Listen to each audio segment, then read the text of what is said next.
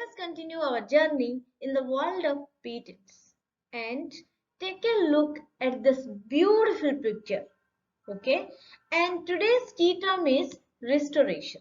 Okay, friends, till now we have discussed about all the relevant sections and rules pertaining to a specific form number, and by proceeding in this way, we have completed up to form number 14. Okay, so today is the turn for form number 15. And the key word of form number 15 is restoration. Okay, so in this picture, you can see in the left side of the figure, there is a barren land. Okay, with the trees which have no leaves. Okay, and you can very well see the condition of the land and the living beings, which includes the vegetation part. Okay, and right side you can see a green field with beautiful flowers. Okay, and which indicates everything flourishing. Fine. Here even the birds are here. Just take a look here. Even the birds are flying in a happy mood. Fine. So that means there is a great difference between the two pictures. Why I am telling so many things basing on this picture? Because I want you to understand what is restoration. Okay, what is restoration? And so by taking a pictorial view itself, you can find the meaning of the word restoration. Fine. Still, I will try to explain something more in the next slide. Okay, so let us proceed. And yeah, another thing, just I want to show you a video. Just take a look what happens here only in this picture. Okay, see, what was that? That was raining. That means once upon a time the field was like this. Okay, after doing some actions, and the action was done by the rain, and after that the after effect of rain is this one. That means the flourishing and the green field and land, green field. Okay, and the flourishing climate or the atmosphere. Fine. Now I will explain in detail. So let us proceed to the next slide. Fine. See, just take a look. Yeah.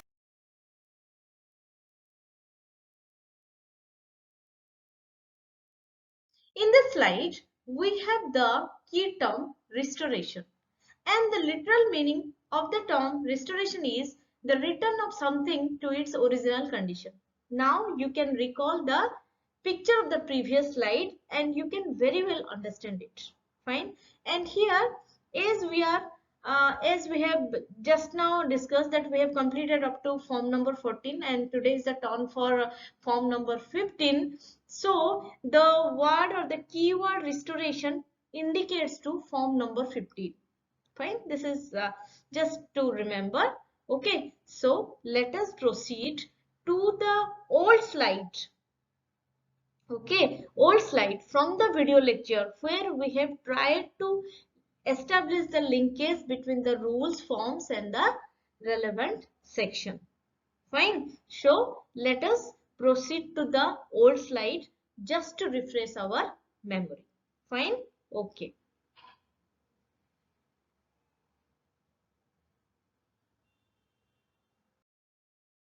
#15.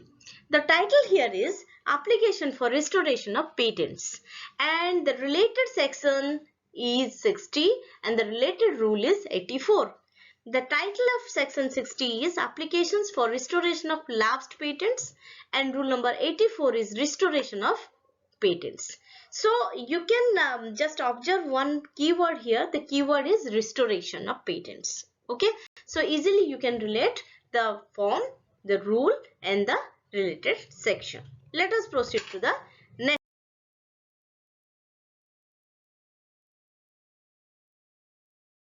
Let us proceed by picking a rule of the Patents Rules 2003 as amended by Amendment Rules 2021. And today I have taken rule number 84, and this comes from chapter 10, and the title for chapter 10 is Restoration of Patents. And here, luckily friends, or we can say coincidentally, the title for rule number 84 is also Restoration of Patents. That means you can see both the titles are same to same for the chapter, for the rule as well. So you can remember this very well. Okay. So let us proceed for the detailed explanation of the rule and its respective sub rules. Fine.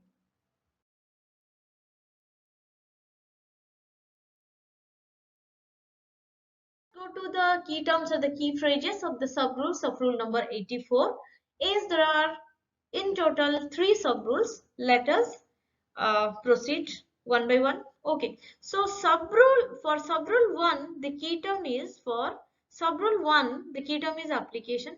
For sub rule 2, the key term or the key phrase is refuse the application, and for sub rule 3, the key term or the key phrase is publish the application. Okay, so just remember this the 3 key terms or key phrases and try to recall the sub rules of the particular rule number. Okay, again, these are my way of picking the words or the keywords or key terms, and you can choose your own as per your convenience. Fine. Okay, let us proceed. Okay, now sub rule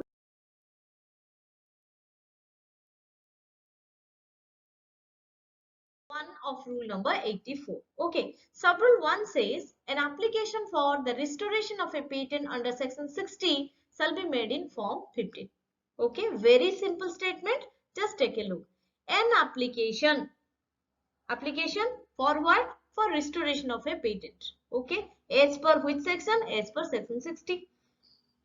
Okay, via what? Via form number 15. That's all. Okay, so for this reason, please refer to section 60, specifically subsection 2 and form number 15, where we can say that form number 15 is about application for restoration of patents and section 60 is about applications for restoration of lapsed patents. Okay, so I hope it is pretty clear. Let us proceed to the second subgroup. Subrule 2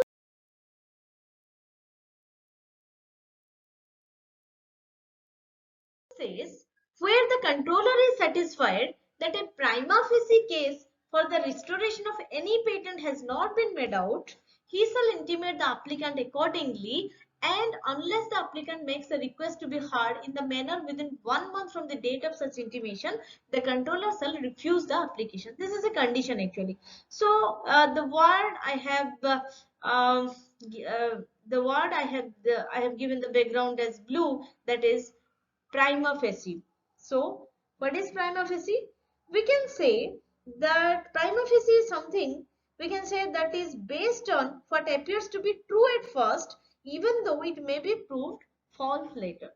That means at the first appearance, it seems true. Okay, so the condition here is when the controller is satisfied, that means the controller is satisfied that the prima facie case for the restoration of any patent, that means first appearance, has not been made out, is not at all made. Okay, not been made out.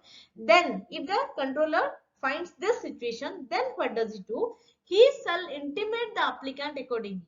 He informs or intimates the applicant accordingly, and unless the applicant makes a request to be heard in the matter within 1 month from the date of such intimation, the controller shall refuse the application.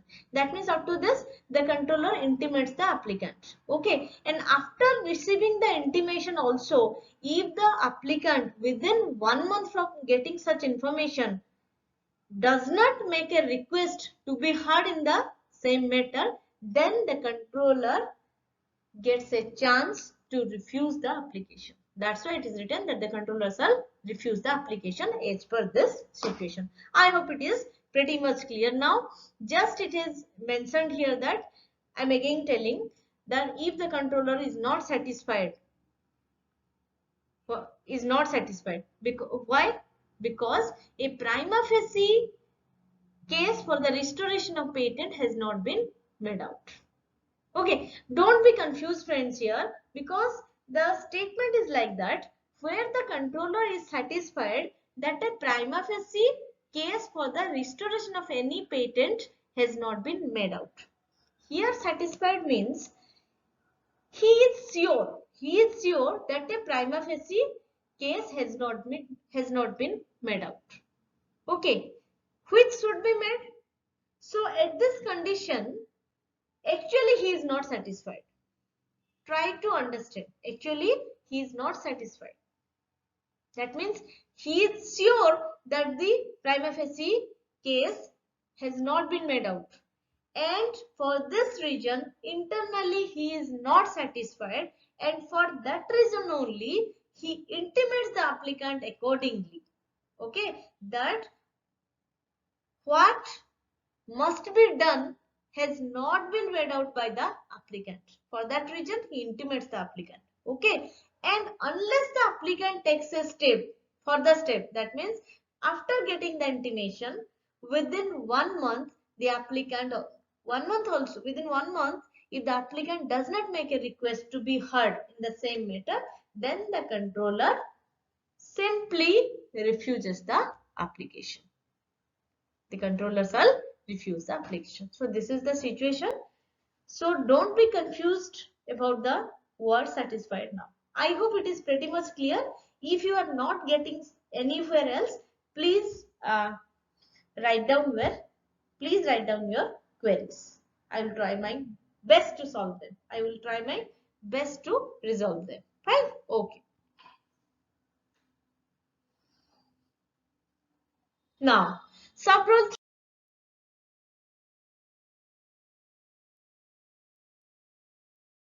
Rule 3 says, where applicant requests for a hearing within the time allowed and the controller, after giving the applicant such a hearing, is prima facie satisfied that the failure to pay the renewal fees was unintentional, he shall publish the application. Fine. So first of all, my friends, just take a look here at the single star mark, which indicates that the whole sub rule has been substituted, dated on 28 December 2004 for sub-rule 3 with effective from 1st January 2005. Okay, so now let us analyze the sub-rule. Where applicant requests for a hearing within the time allowed. That means here in the first step, the applicant requests for a hearing within the specified or allowed time.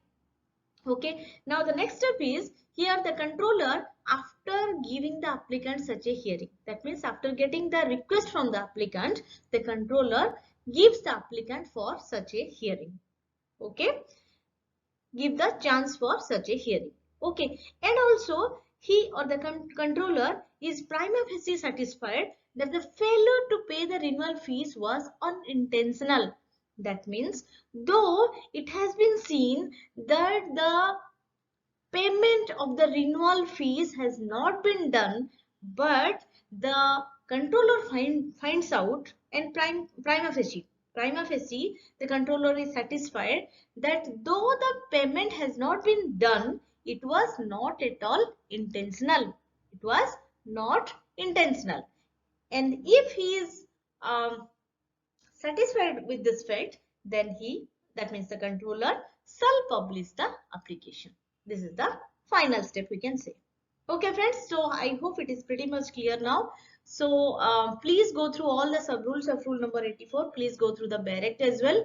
Okay, and yeah, keep learning, keep enjoying. If you are getting any queries, any unresolved queries, please ask them in the comment box. Okay, I would be 100% I would be happy to answer all your queries. Fine? Okay.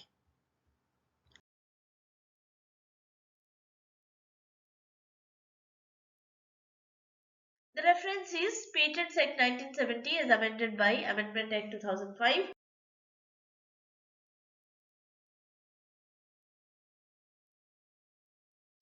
Okay friends, thank you all for watching my video and listening to me.